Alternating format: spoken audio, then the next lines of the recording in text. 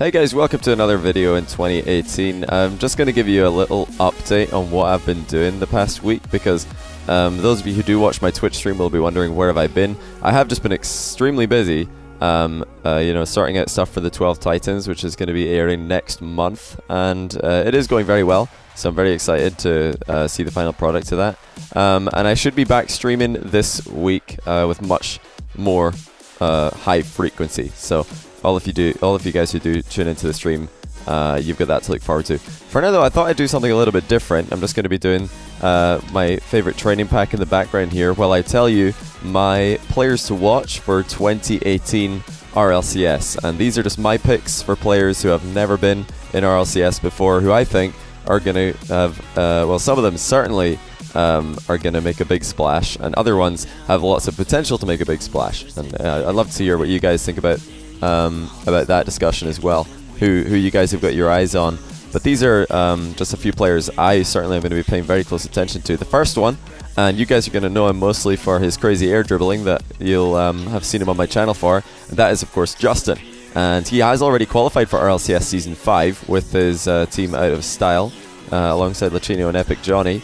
And he is absolutely the carry for that team. He's really shown us through Season 4 of RLCS and throughout the promotion tournament that he's probably the best player in the entire NA League that just finished in Season 4. That is, of course, RLCS is below RLCS for those of you who aren't aware, and players need to now qualify through RLCS to get into RLCS. That's what Justin and his team have just done. But he finished top of the entire league for score per game in league play, and again in the promotion tournament he finished top of in score per game, and he was impressing everybody who watched and who was casting and was following that league, and he's definitely someone you want to keep your eye on. But the other thing that really cements him as a player to watch for me in 2018 is his incredible run and incredible performances in the RL Six-Mans. And Six-Mans, for anybody who doesn't know, is just a queue system for RLCS players and other well-known players in the pro scene to queue up against each other. It's sort of like a different ranked playlist, and it's limited, it's very exclusive to very top players. And Justin, and since the very beginning of RL Six-Mans in late October, early November, I think it was, for NA of 2017, he's been topping the leaderboards, finishing first, second, third every single time. In November, he finished second place in the leaderboard behind JNaps, and that was with a 62% win rate. And I'm talking 62% win rate against RLCS level players. So he's winning really, really high percentages against the top tier competition in North America. December, he finished off first in the RL Six-Mans leaderboard, just ahead of Garrett G. So he finished first place this time with 73% win rate. That is an astonishingly high win rate to be getting against your main rivals in your region.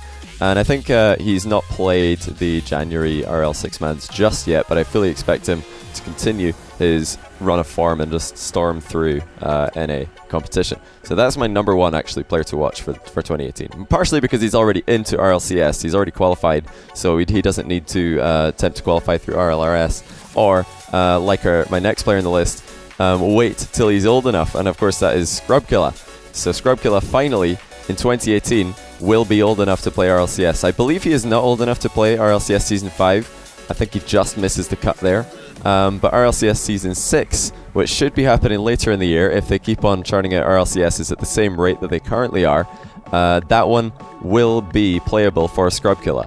And I'm sure that all of you know who Killa is. He's been a huge name in the Rocket League scene, predominantly 1v1, but also in 3v3 tournaments as well, since he was 12 years old in 2015. He has not been having as much success as Justin has in the RL Six-Mans. October, he only had a 32% win rate after 22 games against RLCS EU players. Did a lot better in November, 76% win rate with 17 games played, and then dipped down a little bit again in December. Only 28 games played, 43% win rate. So he's a bit more inconsistent in 3v3, and I definitely put that down to his main focus being on streaming, and also the amount of focus that he puts on 1v1 at the moment. So that's all subject to change, I'm sure, as RLCS comes around and comes closer. I don't know what Scrub's plan is going to be. Is he going to try and become a sub of a main roster? Is he going to try and pick up some other up-and-coming players and qualify through RLRS? We're going to have to wait and see, but his options are completely open. You know, he's a very talented player, and he's not just a 1v1 player like many people think. He did win Insomnia's 63v3 tournament, beating Bluey, Doomsy and Sebadam in the final with Jesse and Mout as his teammates. And he also came 3rd place at DreamHack Summer, losing to the eventual winners Flipside Tactics in a tight reverse sweep series. He did get reverse swept. He was playing with Pashy and Nielscock for that competition. So he's certainly someone who is familiar with the 3v3 scene and how to play threes, and if he puts his mind to it, I fully expect him to make a splash in Season 6. The next player that I want to talk about is Yukio, and I want to say right now, if you've never heard of Yukio, pause this video, go look up his YouTube montages. They are absolutely disgusting. He's a keyboard and mouse player, and I've never seen anybody with such precision in the air and with redirects as I have when I watch Yukio. Not just in his montages, but also when I see him on other people's streams, because you know, he's a top-level European player, and he pops up on all sorts of streams during the European streaming hours, and he is featured, or he's, you know, currently playing in the EU 6-mans as well, and he's had a bit of a more consistent win rate than Scrub, finishing 4th in October with 27 games played, 56% win rate, finishing 2nd in the leaderboard right behind Magnus in November with 78% win rate after 18 games, and then he finished 8th last month in December with just over 51% win rate after 49 games, so a lot more games played there, but still holding his own against EU's best. And this month so far he's played 9 games, won 4 of them. I'm sure that he'll play a lot more, but absolutely check out this guy. There's been rumours that he's joining Flipside Tactics alongside Cux and Mystic, and although nothing has been confirmed, and I don't know anything about that myself, other than the leak, quote-unquote leak that happened on Nielscock's stream. Yeah, it's been rumored that he will be teaming up with some veterans of the 3v3 scene, so that's going to give him a huge room to grow, and we're going to be watching it with very, very close intent. My next player to watch actually is back to NA, and that is Chicago, a player who didn't qualify for RLCS last season, although a lot of people expected him and his team to make it into the RLCS NA through the promotion tournament. They did drop, unfortunately for them, to Dapper and Renegades, and you know, no shame in that. Very solid team, very dangerous team on their day.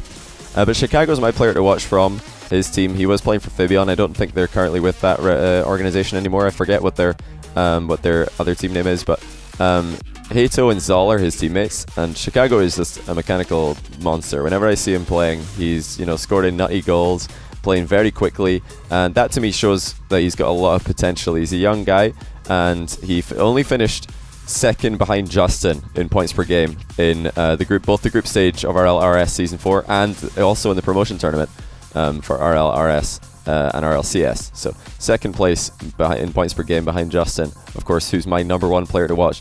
That really, you know, elevates Chicago up, in my opinion. The other thing to note about this guy from last year is that himself and Hato did knock out Squishy and Torment in the Universal Open 2v2 tournaments. There's a little bit of trivia for you guys. I'm sure that some of you would have seen that match. But yeah, this guy's just very mechanically gifted. He's very fast. He's a very dangerous player. He just needs to find, you know, a little bit more consistency, a little bit more reliability under pressure with his current team. Or who knows, maybe he's gonna change teams and try and, you know, get under the wing of somebody more experienced. I have no idea what this guy's plans are for 2018, but I'm very interested to see how he's going to do. Of course, he's just one successful promotion tournament away from that much desired RLCS. Back over... Oh, actually, before I do that, I'll just say he is actually in the Rank S. This is Chicago. He is in the Rank S 6-mans for NA, and he's been doing pretty well. Doesn't play too many games, but in December he won 8 games out of 10. And it looks like currently in the current leaderboard he's won 7 games out of 9, so very high win rate. I'd love to see if he could keep that up with more games played, so that's something else to look out for. And I think he's the only player on his team who is in Rank S. I don't know if his teammates are going to be joining him there anytime soon, but we'll have to wait and see. Back over to Europe, and the next player I want to mention is EyeIgnite, who's got a pretty tough road ahead of him if he wants to make it into RLCS through qualification. I don't know what his plans for teaming are this year, but what I can tell you is every team that he ends up on does look pretty dangerous. He's played alongside Doomsy and Sebadam for Team Infused early in the year, last year. And then later in the year he played alongside Mummy Snow and Skyline, and also they had, oh, I've forgotten who the third on that team was for the GFIN Elite Series. But every team he's been on, he's been the standout player in my opinion, and massively outscored the rest of the EU RLRS in terms of points per game. He nearly got 360 points per game in EU RLRS last season after 25 games, which is really, that's an exceptionally high score. He just gets the job done. His own, you know, catchphrase, bim bam, you know, it sums him up. He just wants to get it done the most efficient and fastest way possible. But if you've not seen this guy, he did feature on my stream once playing for the England 2v2 team with Bluey, and they didn't fare too well against Jesse and Ostalon of the Netherlands. But he is absolutely a 3v3 main through and through, so definitely check him out in a threes environment, and you won't be disappointed. He's certainly one to watch. I believe, no, he didn't make it into the promotion tournament with his RLRS team. They just failed to make it into that promo tournament, so we didn't get to see how we would do under that pressure. That has been a struggle for him, although he's made it into 2 Gfinity Elite semi-finals in a row. That's by finishing top 4 in the GFIN Elite series. He's done that 2 seasons in a row with 2 different teams, but both times fallen at the first hurdle in the semi-finals. So maybe struggling to find his form under pressure at the moment. The one other thing that we can look at for EyeIgnite though is he is well, he dominated rank X. That's not rank S. Rank X is the 6-man queue below rank S in EU and NA, and he was absolutely crushing that rank, and that's why he got promoted into rank S by the rank S council, the overlords. But before he did that in November, he was at a 72% win rate after 58 games played, which is incredibly high. And then in the next month he did pretty well in rank S as well, 51% win rate after 55 games played. A lot of games, and he's holding his own against EU's best, pretty similar to Yukio in that regard. I think currently, yeah, right now he's also played 11 games in the January leaderboard and won 7 of them, so a good start to January for EyeIgnite. Certainly, in my opinion, a player to watch for season or 2018 RLCS, although he's going to have a more difficult time getting into RLCS than all of the other names I've mentioned. You know, perhaps if he can get himself on a solid roster at the start of 2018, I could definitely see it happening. He'll have 2 chances to get in there, because I think there's going to be 2 promotion tournaments this year for RLRS into RLCS. My last player though that I'm going to mention to watch out for has the hardest road ahead of him to get into RLCS, but if he does, I think he could definitely pop off, and that is Burrito B. And this guy, in his debut season for GFIN Elite Series, he carried and helped his team Reason Gaming to win the entire league. So he's a GFIN Elite Season 2 champion, and not only that, he also has pretty scary rank X history, just like EyeIgnite. He in November was playing in rank X, not quite as dominant as EyeIgnite was, but still solid results after 64 games, 56% win rate, and that was enough to get him a rank S trial, I believe, and he's currently 12 wins and 8 losses for oh no, sorry, that was November that he got the 64 game 56% win rate. Then he needed 1 more month in rank X, which he got 60% win rate in December, and now he's got into rank S finally, and we're going to get to see how he does against EU's finest. Right now 7 wins 1 loss, so he's off to a flying start, and we'll have to come back at the end of January, see how he's fared, if he's managed to keep up that level of consistency. I'm sure he's bound to drop off a little bit, because 88% win rate is that's insanely high. I don't expect anybody to finish off a month that high, you know, if you're getting 30, 40, 50 games in. But that's my players to watch. I put them in the order of likelihood to do well in RLCS in 2018, in my opinion. Definitely give me your guys' opinions, and let me know what players you're watching for this year. And I made this video at the start, just at the start of this year, just so you guys can go and look at any players in this list that you're not familiar with, because they're definitely worth checking out, definitely. And I think that EyeIgnite and Birdy will be both stream. Yukio's got a bunch of YouTube videos that are worth watching. No idea if Chicago makes any content. I'll have to find out about that. Of course, Scrub and Justin both stream. You should all know that by now.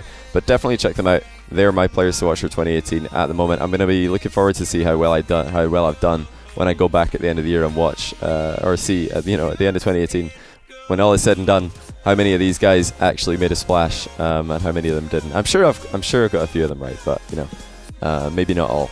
Anyway, that's going to be it for today, guys. I'll, like I said, be streaming a lot more this week, so you've got that to look forward to if you are a Twitch viewer. If not, if you're just going to keep watching on YouTube, I appreciate you as well, and I'll see you next time.